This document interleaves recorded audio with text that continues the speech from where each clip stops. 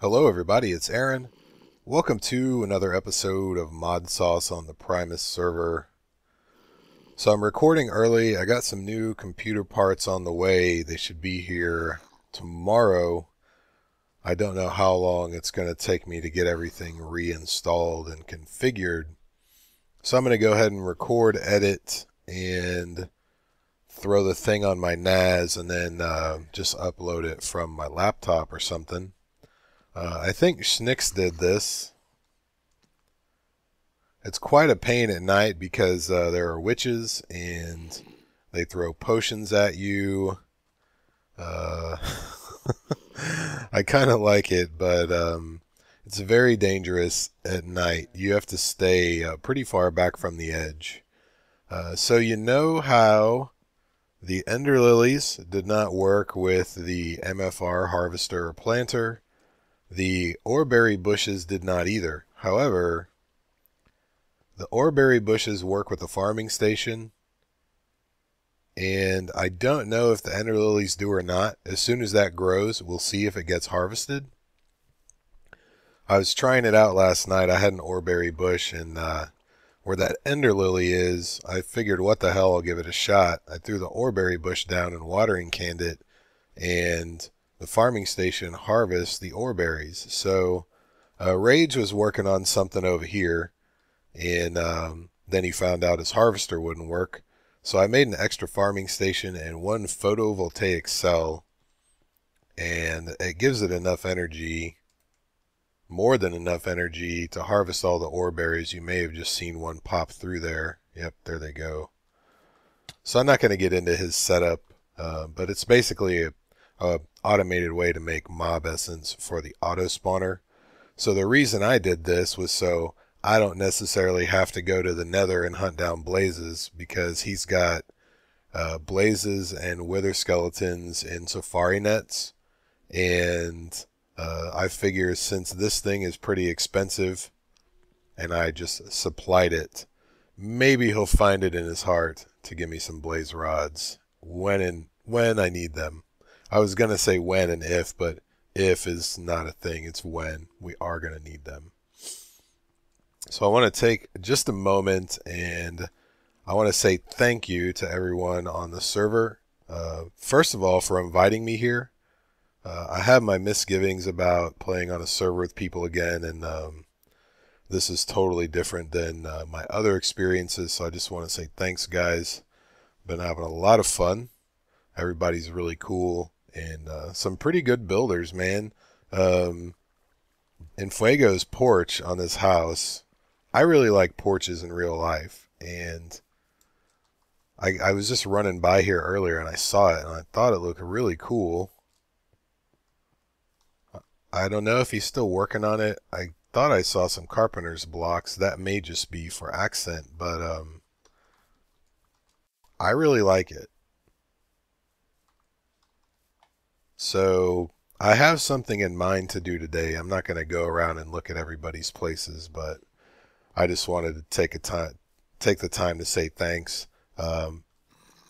Actually, I don't really like to talk about stuff like this during episodes, but I had to put my dog down last week, and I've been having a really tough time, and this has kind of helped me take my mind off of it. So what else did I need to tell you guys? I should have made a list. Oh, I made some Ender Amethyst armor. For some reason, I made 2 chest plates instead of pants, but I was saving up for this. I just wanted pink armor. Well, that stuff is better than cobalt, apparently. And you may have seen in the last episode, I made a pick out of it. I haven't done anything with it. If you look at it, the mining level is coblat. That's probably just a typo. It's the same here and here. Anyway, if you find any of the Ender Amethyst stuff, I was going to make armor, but apparently it's really good for tools. And you don't even have to melt it down. You just throw it in the part builder, just like you would paper or flint or anything, and or cobblestone, and you just make the part. It's pretty awesome. So, we have a problem. Before I get to that problem, let me just show you this. Bam! I made the painting machine, I made some of the conduit facades, made all the thermal expansion machines we're going to need with the exception of the energetic infuser. It can go right here if necessary, but I actually messed up. I thought we were going to need a combustion generator for today, and we're not. So I put it on the end of the line here. So we now have 7 of them making 60 RF apiece. All of these machines are hardened, and they all have a secondary reception coil. I was incorrect. It actually does store more energy when you upgrade the tier. And if you look at the maximum power of the magma crucible, 1200 RF. Normally it's 400. But it'll be a little faster. So the problem is someone put yellowite big reactors in the mod pack, but Origin is disabled by default, which doesn't make any sense to me. You can make graphite, you can make everything else. We can fix this with configs, or we can make a laser drill. I figure, why wait? Let's go ahead and make a laser drill. So there's a zombie spawner here, and I've made some things. We made a slaughterhouse, a couple aqueous accumulators. We're only going to need one, another vat, and a zombie generator. So when the slaughterhouse kills zombies, you get liquid meat, and then there's a chance for pink slime juice, but all the flesh falls on the ground. So I figure we could throw a vacuum hopper right in front of it, and it'll pick up all the zombie flesh when the mobs get killed. Sound like a plan? So I'm hoping, I mean, this isn't going to be constantly running, obviously, because the spawner only works when you're within however many blocks. So, I mean, it should be enough power to run this thing. It makes 80 RF a tick running on that nutrient distillation stuff. So it should be plenty of power for one slaughterhouse. And then once this thing fills up with pink slime, then we'll just spawn some, and then we can make all our laser drill parts. So this ought to be a pretty straightforward thing. We're going to need to put our vacuum hopper. We'll probably just put it right here. It's not going to interfere with any of the mobs. The only problem is this thing has a 5x5 radius in front of it, I think, so it only goes to this block. But if I'm down here, or if I guess I can just cut out those blocks so the zombies try to come get me, since I'm going to have to be here anyway. So if I do this, the ones that spawn way over there will get pushed by the water, and any of them in the corner should see me and then try to walk this way, and then the slaughterhouse should get them.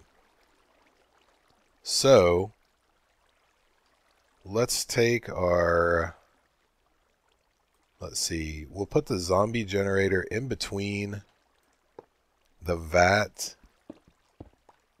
and the slaughterhouse.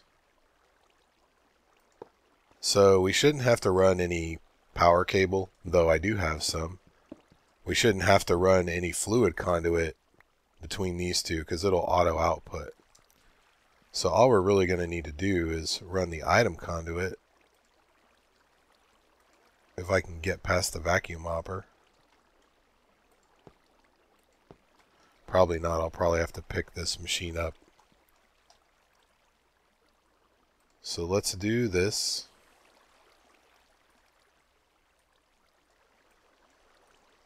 I'll do out on the bottom. Maybe I need to replace my conduit. I had a problem with some of the thermal expansion machines. The conduit didn't automatically connect unless I put the machine there first. So I want to hit right here. We're going to turn the redstone mode off so that it extracts all the time. And we'll get our slaughterhouse back. Like that. And then we should only need a couple more. This is going to need water. So I actually am going to need a little bit of fluid conduit, but it's not a problem. I went ahead and made an endless pool down here. I don't think the aqueous accumulators work without water on either side of them anymore, which is kind of disappointing. But it's fine. It's necessary. Alright, so let's set up this guy. We're going to tell it that we want to push to the zombie generator. And I forgot to bring something to jumpstart all of this because it obviously has to have power to run.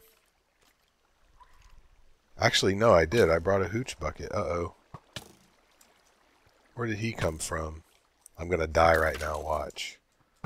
It is almost impossible to get up an incline when you're fighting some of these skeletons.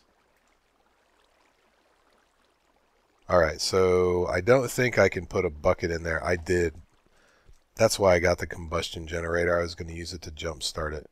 What I'll do is I'll go grab one of those capacitor banks. I didn't point that out. I did make another one. And I just put it next to it so we can see what the charge is. So let's pick that guy up. And then we'll just put him down on top of the zombie generator until it makes some of that nutrient stuff. Or down on the vat. Excuse me. Alright, so we have power now. This thing will run on sugar and zombie flesh. And I have a bunch of excess sugar, so I figured, you know what? Actually, let's test this out. Let's put our flesh in here. See if it goes anywhere. That is on output.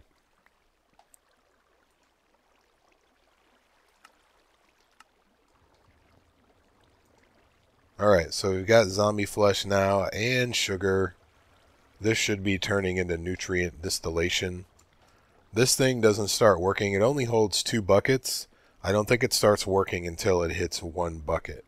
So I'm going to have to leave this on here until we get probably a few buckets.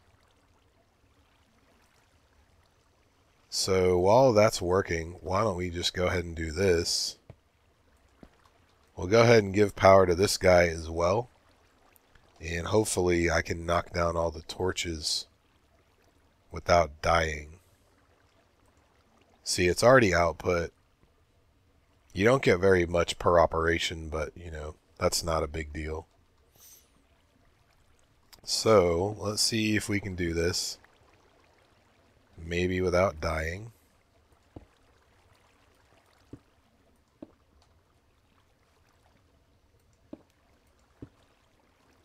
Okay, so far so good.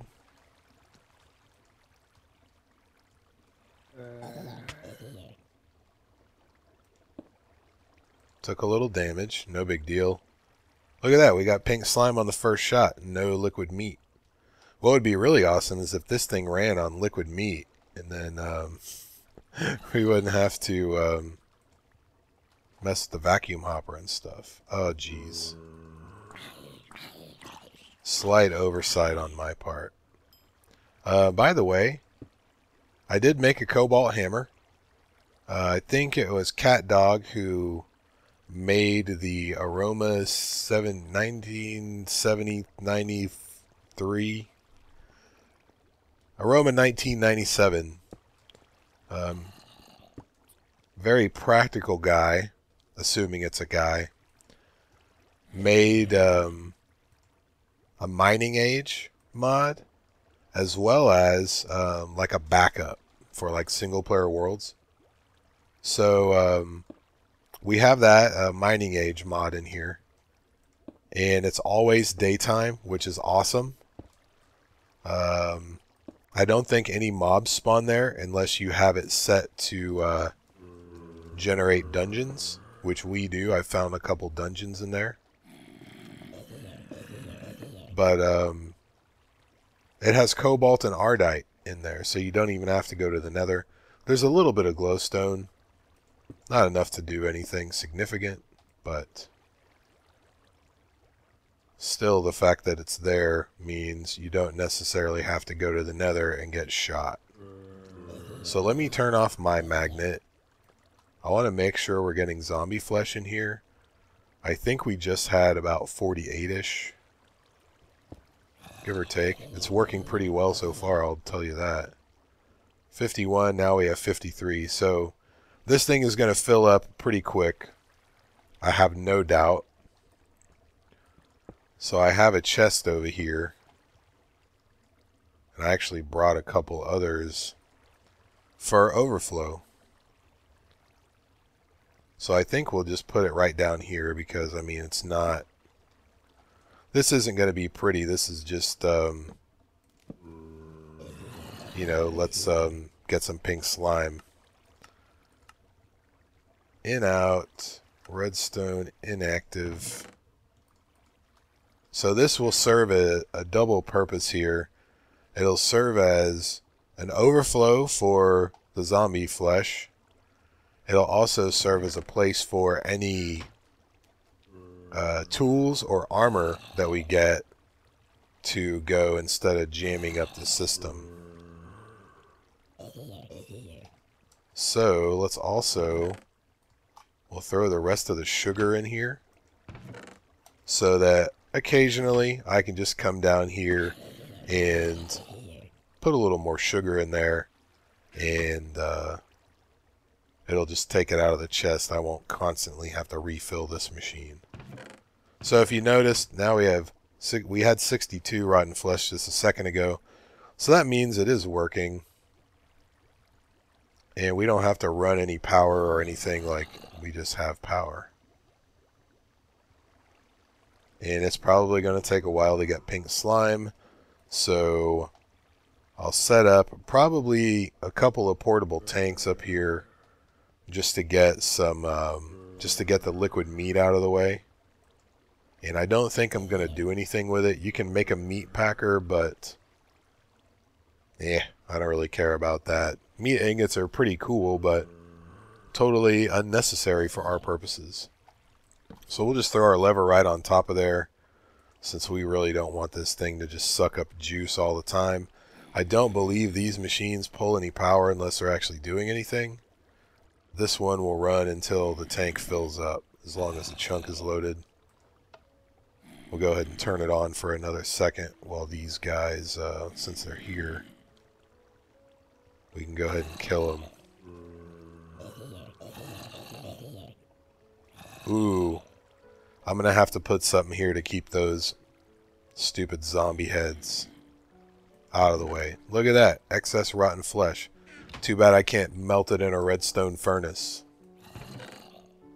I'm still not happy about that. There we go, look at that. A text message during an episode, just like old times.